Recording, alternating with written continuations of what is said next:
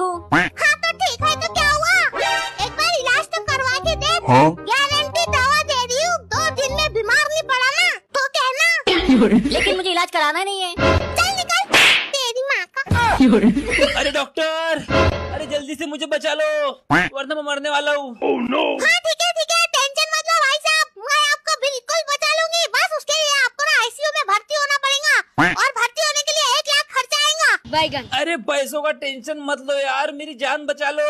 हाँ ठीक है, 1 लाख आईसीयू में भर्ती होने के और 1 लाख टेंशन नहीं लेने के लगेंगे, टोटल 2 लाख। पिछवाड़ा आगे कीजिए। ये लग गया इंजेक्शन। अबे लगता है कि इस गलती से पॉइजन वाला इंजेक्शन दे दिया।